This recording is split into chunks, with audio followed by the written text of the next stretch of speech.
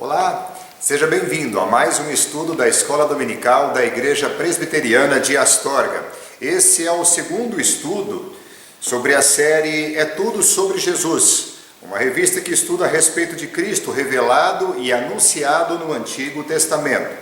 No primeiro estudo nós falamos a respeito de Gênesis 3,15, no exato momento da queda, quando Cristo ali é apresentado como aquele descendente da mulher que esmagaria a cabeça da serpente. Haveria de vir o juízo de Deus sobre Satanás e Deus o executaria através de um descendente da mulher.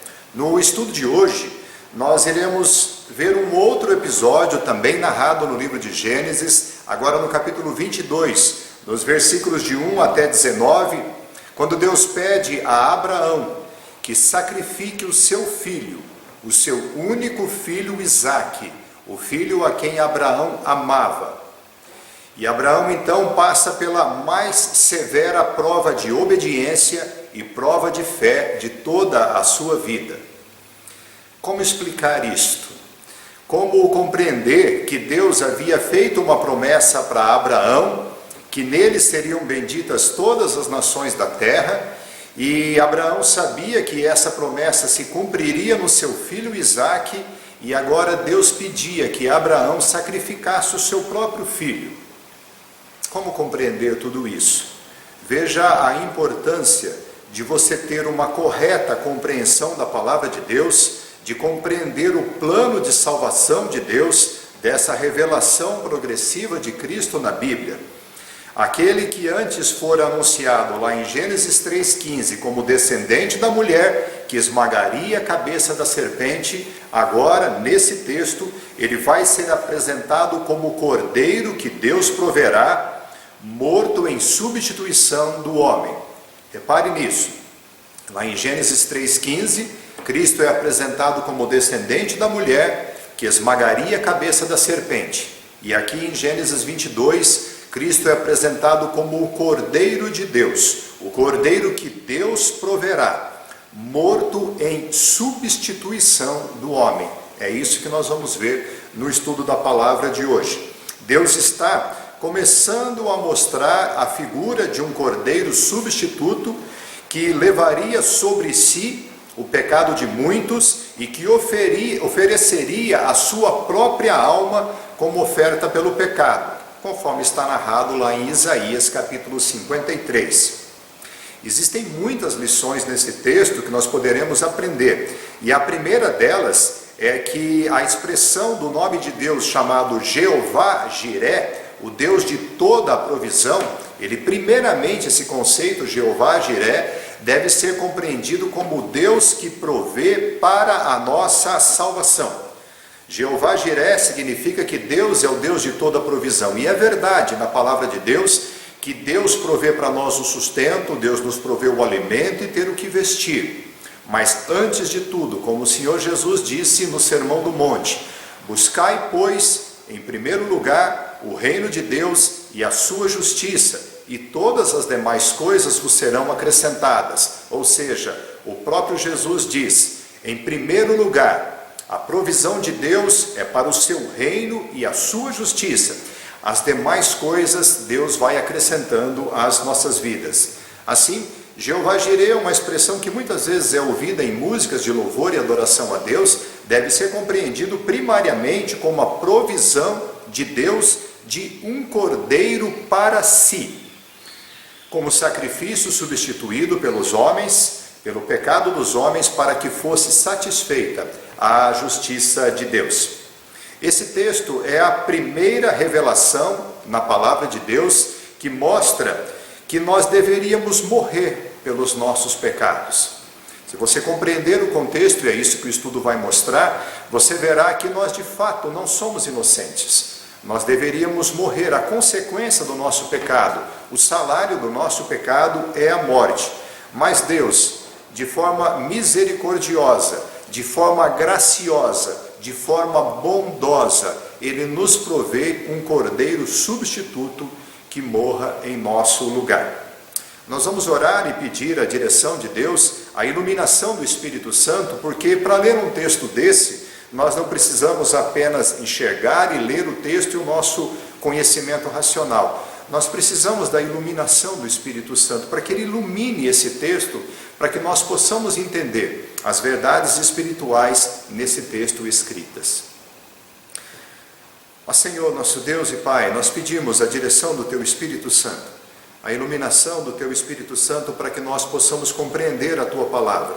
Nós sabemos que ela é viva e eficaz, e nós sabemos que o Senhor a revelou para que nós pudéssemos crer, para que nós pudéssemos compreender quem nós somos, quem Tu és, e a nossa necessidade do nosso Senhor e Salvador Jesus Cristo.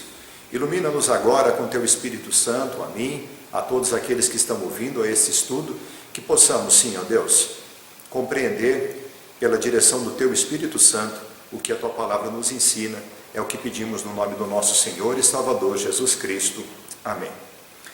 O texto que nós vamos ler é Gênesis capítulo 22, de 1 a 19, mas antes de lermos o texto, nós vamos ver rapidamente a respeito da história de Abraão. Nós vamos contextualizar a vida de Abraão para que nós possamos entender o que está acontecendo aqui no capítulo 22. O nome original de Abraão era Abrão, e em Gênesis capítulo 11, no finalzinho do capítulo 11, mostra a respeito da família de Abrão e onde ele morava, que era lá em Ur dos Caldeus, uma região, talvez você já saiba, lá onde hoje é o Iraque. Diz a palavra de Deus, no capítulo 12 de Gênesis, que Deus disse a Abraão: sai da tua terra, da tua parentela e da casa de teu pai, e vai para a terra que te mostrarei. E Deus também diz para ele assim: em ti serão benditas todas as famílias da terra. O que eu queria que você reparasse nesse texto é que não há uma resposta, pelo menos narrada no texto, dizendo que Abraão prontamente respondeu assim: eis-me aqui. Porque esse eis-me aqui, se você se lembrar o que está escrito em Isaías capítulo 6, quando Isaías vê o Senhor, e ele diz assim, o Senhor diz assim: a quem enviarei? Então Isaías diz assim: eis-me aqui, envia-me a mim. Não há em Gênesis 12 uma narrativa de uma prontidão de Abraão ou de Abrão em atender a essa ordem de Deus, mas há sim a narrativa de que ele foi para a direção de Canaã, onde hoje é Israel. Lá ele chegou e Deus fala para ele e diz assim: Abrão, eu te darei toda essa terra. Abrão foi com sua mulher, Sarai, e foi também com seu sobrinho chamado Ló. Quando eles chegam naquela terra, que era habitada pelos cananeus, houve fome naquela terra. E narra o texto, no capítulo 12 ainda, que Abrão foi na direção do Egito, e chegando no Egito, ele teve medo e receio que pudessem tomar a sua esposa Sarai, que diz o texto que ela era muito formosa, era uma mulher muito bela, apesar de estéril. E ele, com medo de que tomassem a sua mulher e o matassem, ele disse para ela: vamos combinar que nós vamos dizer que você é minha irmã. O que eu queria que você lembrasse e percebesse nesse texto é que isso é uma demonstração de falta de fé, porque Deus havia prometido para ele que o abençoaria e daria a ele, e que na descendência dele seriam benditas todas as famílias da terra. Não é uma crítica, é apenas uma constatação no texto. O que acontece na sequência, no capítulo 13, é que Abrão e Ló começam a prosperar muito naquela região. Eles começam a ter muitos animais, muito gado, e há uma briga ali entre os seus servos, e Ló se afasta, se aparta de Abrão. E Ló vai na direção de Sodoma e Gomorra, e Abrão vai na outra direção. O capítulo 14 de Gênesis narra uma guerra de 4 reis contra 5 reis, e o que eu queria que você reparasse nesse texto é que nessa guerra, um dos reinos ataca Sodoma e leva muitos cativos, inclusive o sobrinho de Abrão, Ló. E Abrão junta-se com 318 homens, vai na direção onde Ló estava e o resgata e o traz, Ló e todos os seus bens. É interessante você observar que Abrão tinha contato com o rei de Sodoma. E eles dizem ali uma discussão entre eles, mas nada que representasse uma inimizade. Mas Abrão tem contato com o rei de Sodoma. Aparece aqui também a figura de Melquisedeque, como sendo apresentado como um sacerdote do Deus Altíssimo, que abençoa Abrão, e Abrão lhe entrega também o dízimo. Ok, na sequência do texto, no capítulo 15, Deus anima Abrão e diz que lhe daria uma grande descendência. Mas Abrão novamente demonstra uma certa crítica diante de Deus, dizendo assim: a mim o Senhor não deu descendente, e quem herdará todos os meus bens será um servo da minha casa. E Deus diz assim: não, Abrão, quem vai herdar é quem vai nascer de ti, eu vou te dar uma descendência. E Deus pede que Abrão saísse e contasse as estrelas do céu, dissesse assim, Deus diz assim para Abrão: conta as estrelas do céu, se é que podes, desse tamanho será a tua descendência. E aqui vem uma frase muito interessante, no capítulo 15 diz assim: Abrão creu, Abrão acreditou no Senhor, e isso lhe foi imputado para a justiça, porque ele creu no Senhor. Na sequência, no capítulo 16, há aquele episódio entre Sarai e Agar. Sarai era esposa de Abrão e ela era estéril. E ela sabia da promessa de que Deus daria um descendente para Abrão. E ela tem a decisão de pegar uma serva sua, chamada Agar, que era uma serva egípcia, e ela a dá como esposa para Abrão, para que Abrão coabitasse com ela, e de fato Agar concebeu e lhe deu um filho, que foi dado o nome de Ismael. Então, esse episódio, talvez você já conheça um pouquinho da história, né? Eu só apenas estou contando, porque nem sempre todos os ouvintes conhecem todos esses eventos, né? Depois que nasce Ismael, no capítulo 17, Deus muda o nome de Abrão para Abraão. E Deus diz para ele assim: de ti farei nações e de ti procederão reis. Ali, Deus institui a circuncisão, que era como uma cirurgia de fimose nos dias de hoje, marcando todos os homens, seja os adultos, seja as crianças que nascessem, e Abraão obedece a esse mandamento. Na sequência do capítulo 17, Deus muda o nome de Sarai para Sara. E ela então, Deus diz para ela que ela seria mãe de uma grande geração. Novamente, Abraão demonstra um pouco de incerteza e titubeia na sua fé, porque Abraão diz assim: espero que o Senhor abençoe a Ismael, para que ele de fato possa prosperar. E Deus diz assim para Abraão: eu ouvi a sua oração, eu vou abençoar Ismael, e dele procederá uma nação extraordinariamente grande, mas eu estou falando de Sara, ela vai ter um filho. E é curioso que Abraão riu, ele achou muita graça de tudo isso. Na sequência do texto, o capítulo 18 narra que o Senhor, na verdade 3 homens aparecem diante de Abraão, e Abraão entende que um deles é o Senhor e outros 2 são anjos. E 2 mensagens esses anjos trazem para Abraão. A primeira delas é que dali um ano Sara iria conceber e iria ter um filho. Sara estava escutando assim no cantinho, né? E ela achou graça de tudo isso, ela riu.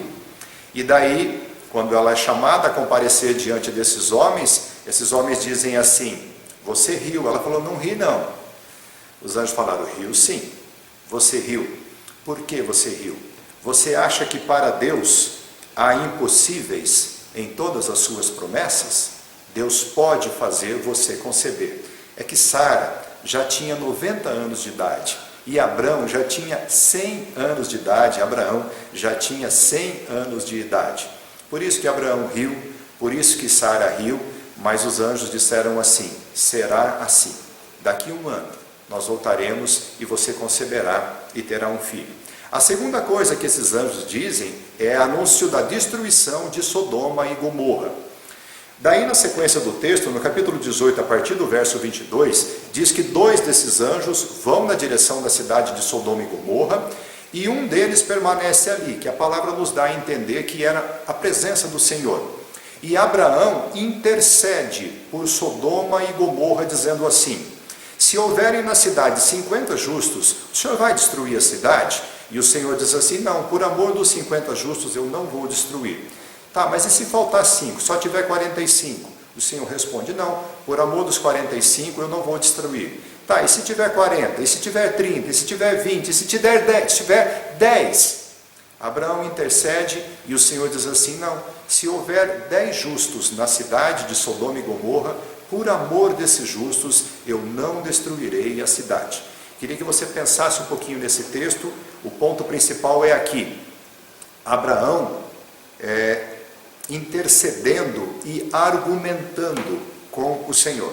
Na sequência, capítulo 19 mostra que 2 anjos foram de fato até Sodoma e lá ficaram na casa de Ló, e de lá eles tiram Ló, tiram os seus filhos de lá, e eles saem dali e vem a destruição de Sodoma e de Gomorra. Agora no capítulo 20 narra um outro episódio de que Abraão e Sara também foram para uma outra região por conta de algumas dificuldades, mas Sara, apesar dos seus 90 anos de idade, ainda chama a atenção de um rei que lá estava. E novamente Abraão combina com ela de dizer assim: falemos para ele que você é minha irmã. Outra demonstração de, talvez, não queria criticar, mas é uma falta de fé. É isso que o texto está mostrando, porque Abraão não confiou que Deus o poderia livrar e cumprir todas as suas promessas. Enfim, no capítulo 21, narra o nascimento de Isaque. Diz que Deus de fato visitou a Sara e mesmo na sua velhice, com 90 anos de idade, ela concebeu e teve um filho. Ela diz assim no texto, né?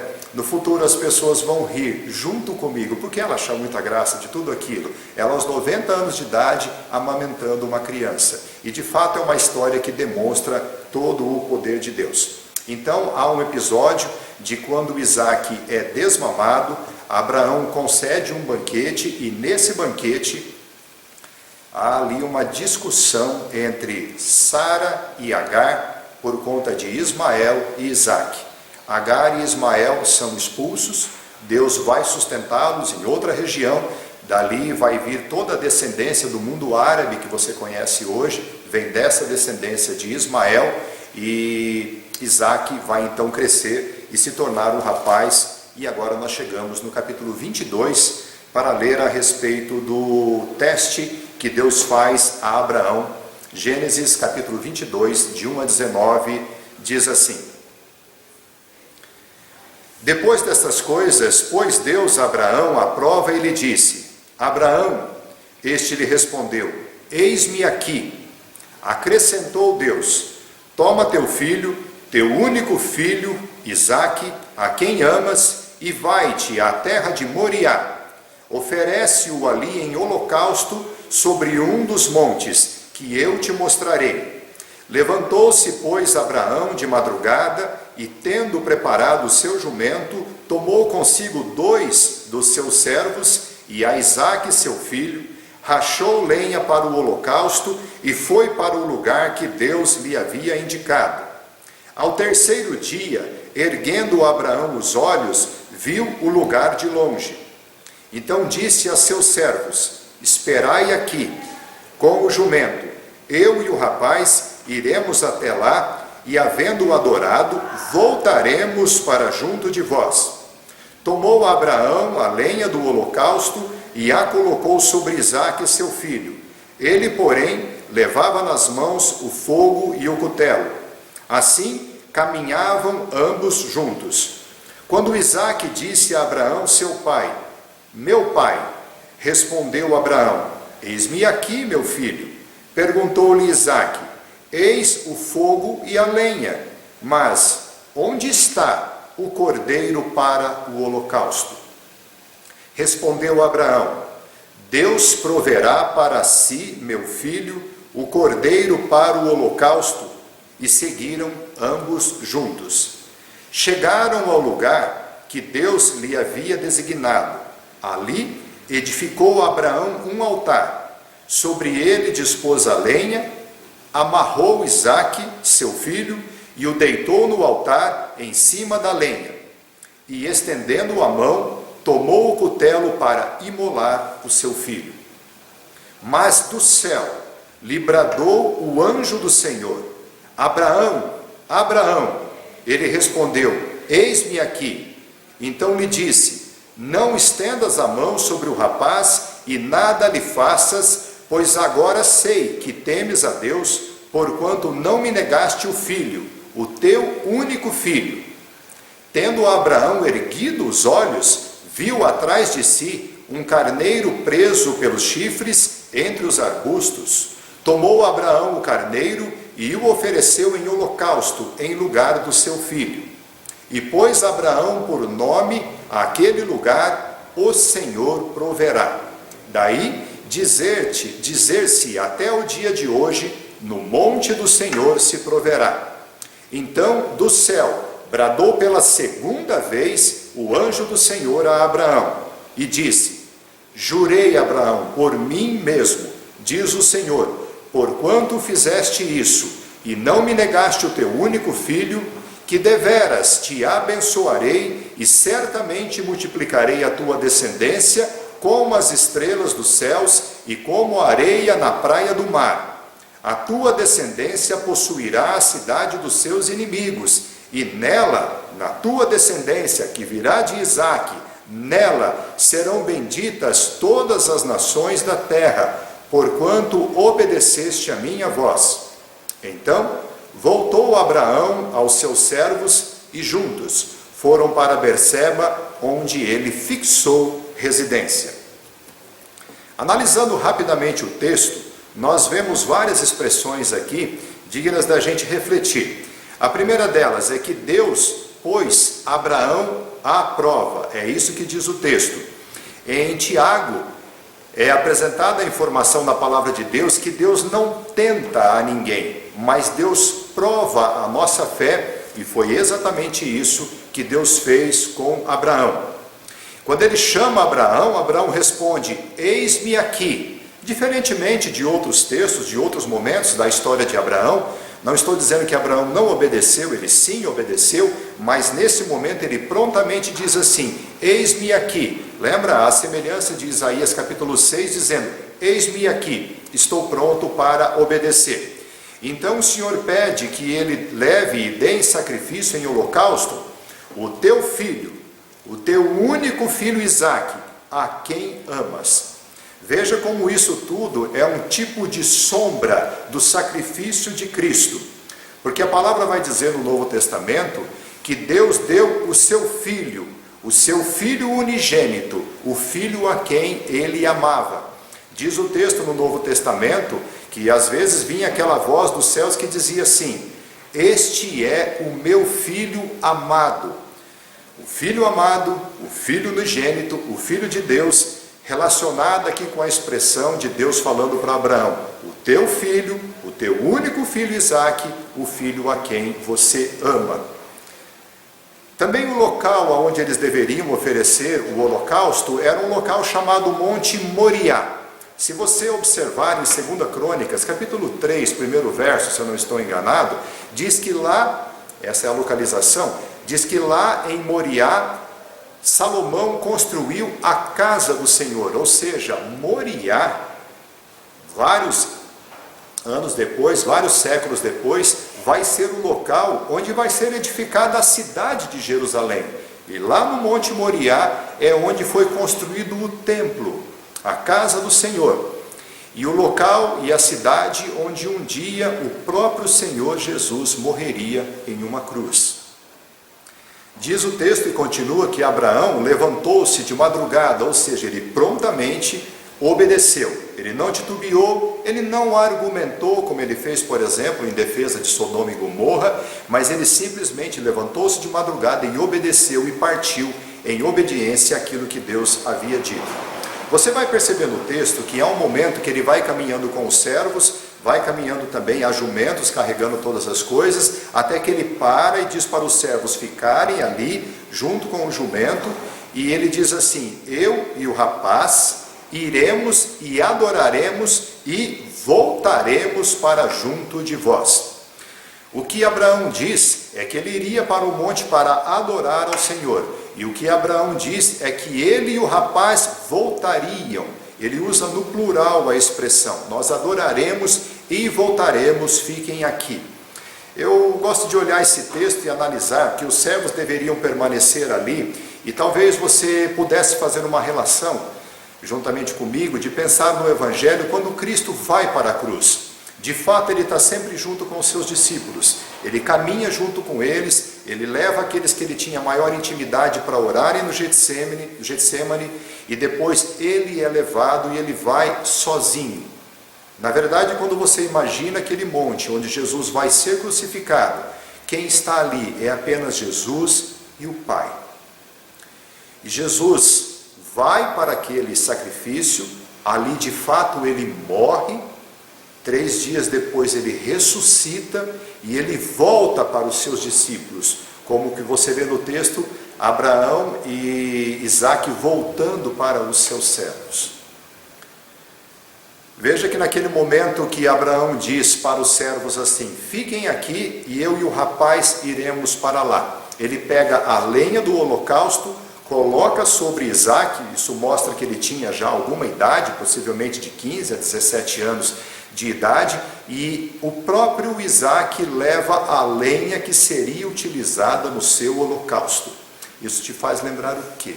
O próprio Senhor Jesus carregando e levando a sua cruz, também de madeira, para que ele pudesse lá naquele local ser oferecido também como oferta. Deus proverá. O menino era inteligente, ele percebe rapidamente, o rapaz era inteligente, ele percebe assim: pai, a lenha está aqui, o fogo, tudo, mas cadê o cordeiro? Então Abraão responde assim, demonstrando a sua confiança no Senhor: Deus proverá para si um cordeiro. E se você analisar o que a carta aos Hebreus diz, lá no Novo Testamento, de que Abraão cria que Deus poderia até mesmo ressuscitar a Isaac, porque Deus iria cumprir a sua promessa, a promessa que ele havia dito. E quando Abraão amarra a Isaac, e aí faço uma análise rápida aqui, quando Isaac nasceu, Abraão tinha 100 anos de idade, e agora ele é rapaz, digamos que tivesse 15 a 17 anos de idade, então Abraão tem 115 a 117 anos de idade. E o que se percebe no texto é que aparentemente Isaac não ofereceu resistência, porque Abraão era um homem idoso, mas Isaac um jovem rapaz. E quando Abraão o pega, dá a entender o texto que ele não resiste, ele permite-se ser amarrado, e quando Abraão pega o cutelo para imolar o seu filho, bradou do céu o anjo do Senhor. Essa expressão, o anjo do Senhor, bradou do céu, o anjo do Senhor, e anjo com letra maiúscula, o anjo do Senhor é a manifestação de Cristo, a manifestação do Cristo pré-encarnado no Velho Testamento. E a sua intervenção é no sentido de dizer que o filho da promessa, o filho da aliança, ele não precisava morrer. O anjo do Senhor, que é Cristo, intervém em todo o processo dizendo: o filho da promessa não precisa morrer, não faça nenhum mal ao jovem. E diz assim: agora sei que temes a Deus. Aí você lê esse texto e pensa assim: agora que Deus ficou sabendo? Não, Deus sabe. Deus sonda e conhece o nosso coração. Deus conhece o coração de Abraão. Lembra que nós lemos que Abraão creu em Deus e isso lhe foi imputado por justiça? Deus conhecia o que se passava no coração de Abraão. Deus esquadrinha o nosso coração e o conhece completamente, ainda que ele seja desesperadamente corrupto. E Abraão demonstra naquele local, naquele momento, o seu grande amor por Deus. Esse texto serve para mostrar isso e para também mostrar para nós como nós podemos, olhando esse texto hoje, sermos edificados com essa palavra também. Abraão seria o pai de toda a nação de Israel, do povo de Deus, e todo esse povo iria aprender um dia que deveria amar a Deus de todo o seu coração, de toda a sua alma, de todo o seu entendimento e com todas as suas forças. E Abraão dá toda essa demonstração de fé, de obediência e de amor a Deus. Diz o texto que o anjo do Senhor diz assim: não me negaste o teu filho, não me negaste o teu filho. E Deus também não nos negou o seu próprio Filho. Deus antes nos entregou e nos deu em favor de nós também. Na sequência do texto você vê que aparece um carneiro preso lá nos arbustos, e esse carneiro é o substituto para Isaque. A figura de um cordeiro substituto é então apresentada. Mas lembre-se, não houve um substituto para Cristo. O holocausto, porque de fato Abraão, ele imola o carneiro, o cordeiro, e oferece em holocausto ao Senhor. O holocausto, ele representava o local para oferta pelo pecado. E a cruz de Cristo foi esse mesmo local, muitos séculos depois. No final do texto, terminando o texto, o anjo do Senhor diz assim: jurei por mim mesmo, diz o Senhor. E Hebreus vai explicar assim: porque Deus não tem nada superior a ele, ele jura por si mesmo. E Deus renova ali a sua aliança com Abraão. E termina o texto dizendo assim: porque ou porquanto obedeceste à minha voz, eu farei isso e isso. A bênção de Deus a todas as nações, a todas as descendências, a todas as famílias, todos os povos, todas as terras, ela se cumpre na obediência do seu servo Abraão. E da mesma forma, por causa da obediência de Cristo, Cristo foi obediente até a morte, e morte de cruz. Da mesma forma, a bênção de Deus, ela se aplica a todo aquele que crê no Evangelho de Cristo. É isso que a gente quer dizer quando fala de revelação progressiva. Porque todos esses aqui, Moisés está escrevendo o livro de Gênesis, está apresentando para a nação de Israel, depois de que eles saíram do Egito, e então a oferta de sacrifícios de animais para a remissão de pecados vai ser adotada por vários séculos, e eles sempre vão acreditar que o sangue daquele cordeiro, ou o sacrifício daquele animal, apontava para um cordeiro que um dia viria, e a fé naquele cordeiro que um dia viria era que o salvava. Assim, da mesma forma nós, 2000 anos depois de Cristo, nós cremos que aquele sacrifício realizado na cruz, há 2000 anos atrás, também é o mesmo sacrifício para o qual apontavam as Escrituras, o sacrifício que de fato nos salva. Mas essa revelação foi se dando no Velho Testamento de forma progressiva até que chegasse a encarnação do Verbo de Deus, a encarnação de Cristo. Quais são as aplicações que nós podemos fazer desse texto para as nossas vidas? A primeira delas, e eu volto a dizer, veja a importância de nós entendermos corretamente a palavra de Deus e compreendermos que esse texto não está falando única e exclusivamente de uma prova de fé. Esse texto está apresentando juntamente a figura de um cordeiro substitutivo, alguém que substituiria a Isaque, alguém apontando lá no futuro que substituiria o homem por causa da sua culpa e por causa do seu pecado. Como já foi dito na outra lição anteriormente estudada, se nós não virmos a Cristo nesses fatos do Velho Testamento, nós apenas teremos então aqui uma lição de moral, uma demonstração de fé, alguém que foi muito fiel, foi obediente, mas não. O que você vê nesse texto é Cristo, apresentado como cordeiro substitutivo, aquele que morreu por nós. Como que você iria explicar para alguém? Você iria dizer assim que você crê em Deus, aí a pessoa pega esse texto e diz assim: mas o Deus que você crê, ele pediu que Abraão matasse o seu filho? Foi isso que ele pediu? E se você não compreender essas coisas, você terá que isso tudo tem relação com Cristo, você terá sérias dificuldades de entender, sérias dificuldades de explicar isso para alguém. Mas ainda assim, se você compreende a obra de Cristo, se você compreende a salvação de Cristo, então talvez você esteja pronto para entender que Isaque não era inocente. Que o que Deus pediu para Abraão não era nem ilógico, nem absurdo. Não fosse a intervenção de Cristo em nosso favor, todos nós estaríamos condenados à morte por causa dos nossos pecados. Nós não somos inocentes. Nós pecamos em atos, nós pecamos em ações, nós pecamos em omissões, nós pecamos em pensamentos, nós pecamos em intenções. Não há justos, não há um sequer. Nosso coração ele é desesperadamente corrupto. Todos nós somos pecadores. Mas Abraão, ele cria e ele vivia em função das promessas de Deus. Não na promessa de que ele seria rico, que ele seria próspero, que ele seria dono da terra, mas naquela promessa de que toda essa bênção seria estendida a todas as nações, a todos os povos, a todas as línguas, a todas as famílias da terra. Era nisso que Abraão acreditava.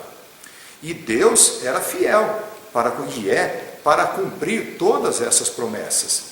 Por isso Abraão sabia que Deus era até capaz mesmo de ressuscitar o seu filho para cumprir a sua promessa, porque as promessas de Deus nunca falham.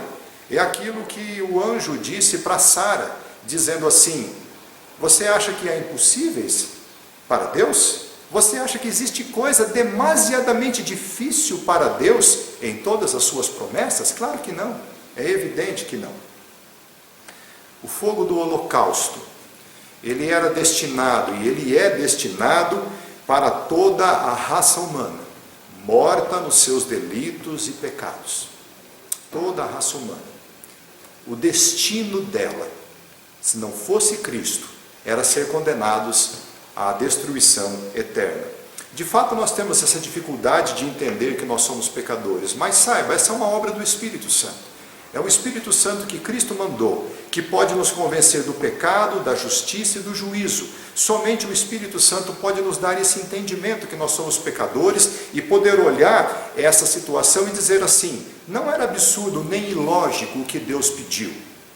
Porque Isaac também não era inocente, como Abraão também não era inocente. Nós não somos pessoas inocentes diante de Deus. Nós precisamos de um Salvador. Quando o Espírito Santo mostra para nós que de fato nós somos pecadores, então nós entendemos que precisamos de um Salvador, de alguém que interceda por nós.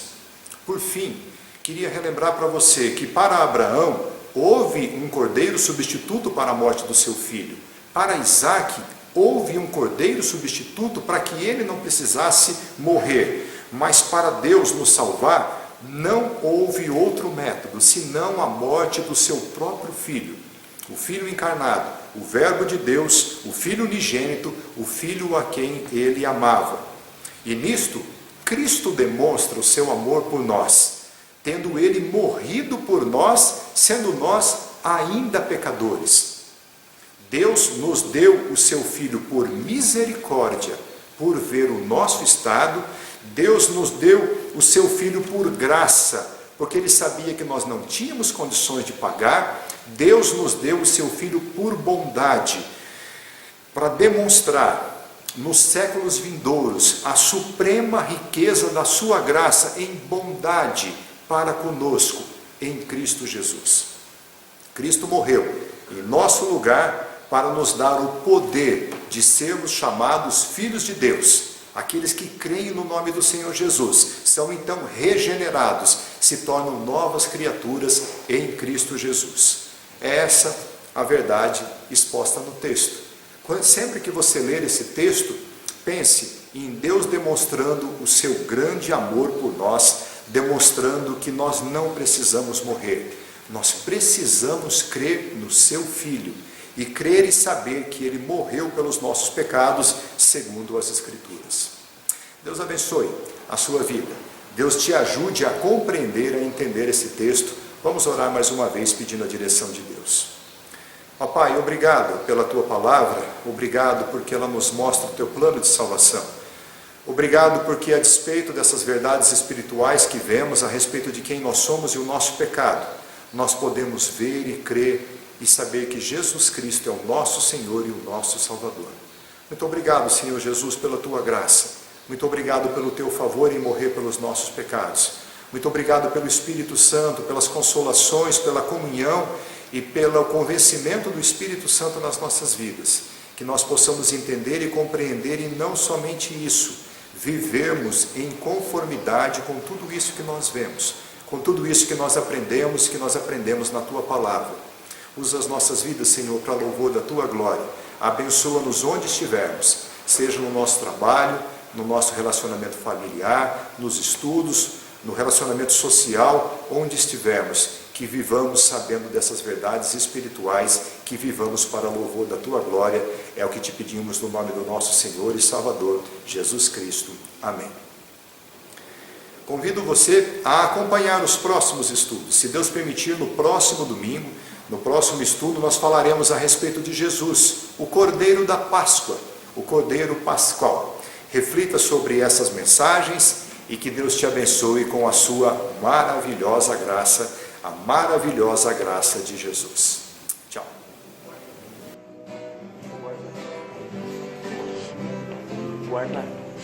Maravilhosa